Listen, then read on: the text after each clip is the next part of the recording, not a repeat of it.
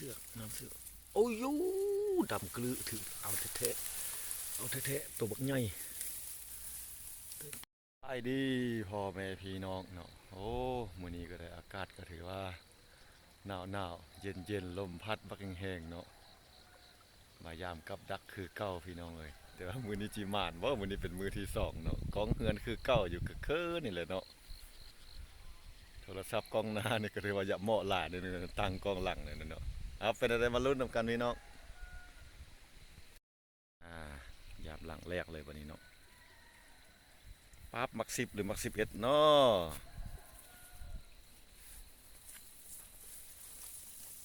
จ๊ะเอ๋หุยกับหายเห็นแต่หอยเสือบนนี้กับหายนี่คลองมันนะนำเสือกนำสายนำเสือกโอ้ยยูดำกลือถือเอาแท้ๆเอาแท้ๆตัวบักใหญ่ตายหรือยังตายหรือยังตายหรือยังเนาะล่ะคำแพงโอ้ตายแล้วทับโคบุเหลือเลยเนาะตัวบักใหญ่หมาดแล้วมือนี้นะเปลี่ยนเหยื่ออ้อยไหมตะบนนี่นะเนาะเหยื่อผสมเด้อมือแล้วบ่ได้ผสมมือแล้วนะผิดพลาดด้านเทคนิคประมาทตัวเองบาดนี้หมาดละพี่น้องเอ้ยเนาะได้กินแบบนี้นะโอเคได้บักใหญ่ๆเลย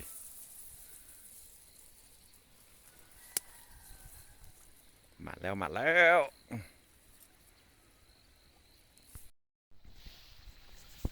หลักต่อไปบัดนี้นะ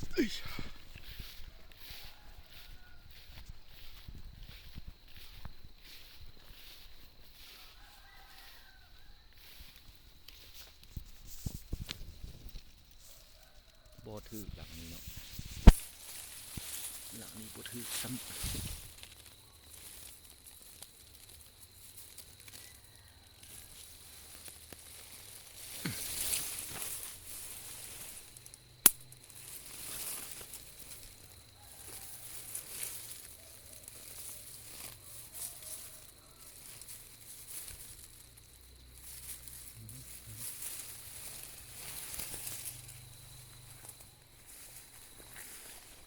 ไปต่อ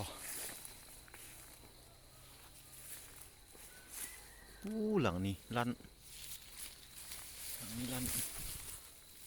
บ่ถือพลาดได้จังใดสงสัยหลุดอยู่นี่นะเนาะเหยื่ออ้อยนี่ได้ผลแท้เหยื่อผสมใหม่นี่หลุดเลยพลาดเสยหลุดแล้วลักสุดตัวใดหลุดนะหลับตายเลยวันนี้เนาะมัดดีโหดแก่ยากไว้คันบุมัดดีพอเอากลับไปเลยบางตูนะหลุดพลาด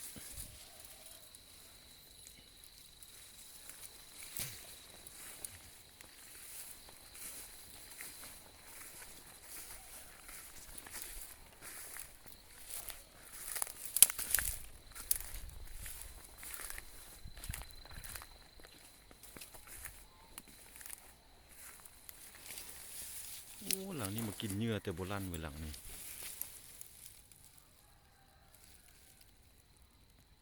มันสลาดแล้วหนูในเมืองนี่บุคือหนูบ้านนอกแล้วนี่นะเนาะมันหูวิธีเอาเหยื่อแบบบุเหยียบโบราณเหยื่อเกือบเกี้ยงโอเคไปดูหนังไหม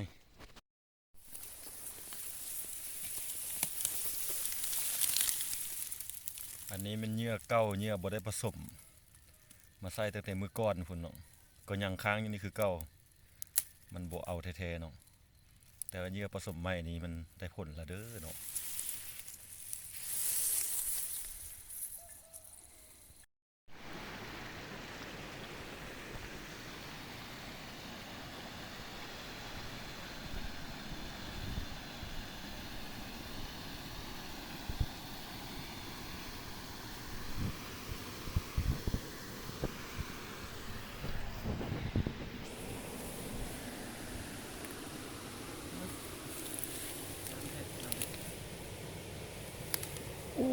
อยู่อีกแล้วอันนี้ก็ได้โอ้ได้แต่ขนติดหลุดจังเลยวะหลุดเสยกับก็ค่อนข้างยักเก้าแล้วเนาะกับเก้าปีกายปีก้อนพุ่นแหละนี่นะบ่อยากแห้งๆดีละบ่นี่เนาะคนเท่าแล้วก็บ่อยากแข็งแห้งกับเก้าแล้วก็บ่อยากแห้งแล้วบ่ร้อนหนูแล้วอันนี้นะเนาะ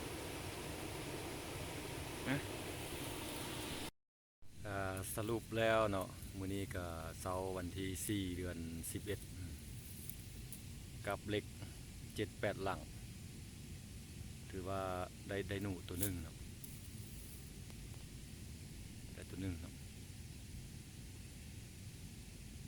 สมเทียบมือทำอิฐมือก้อนหันมาซื้อก็ถือว่ามื้อนั้นบ่ได้ผสมเหยื่อซื้อแบบทดลองซื่อๆแต่ว่าบ่หมานมือทำอิฐนะมื้อนี้ได้ตัวหนึ่งก็ถือว่าหมานแล้วเพราะว่าอีกอย่างกับเฮาก็เป็นกับเก่าแล้วมันโบแข็งคือตอนยังมือหันเนาะรูด2 ตัว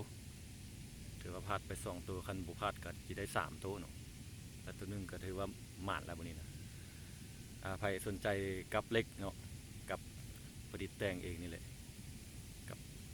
เหยื่อผสมเหยื่อเฮาปรุงแต่งเองก็ทักหาได้เด้อเนาะหรือว่าผู้เลยเห็นห้องห้อยของหนูพุกหรือว่าเห็นกล้วยมันเนาะโอ้มันมากัดกินข้าวนามันเจาะคันนาต้องการให้ไปกำจัดก็ติดต่อหาได้เด้อเนาะขอบเขตบกไกลไกลหลายก็ไปบ่ได้เนาะ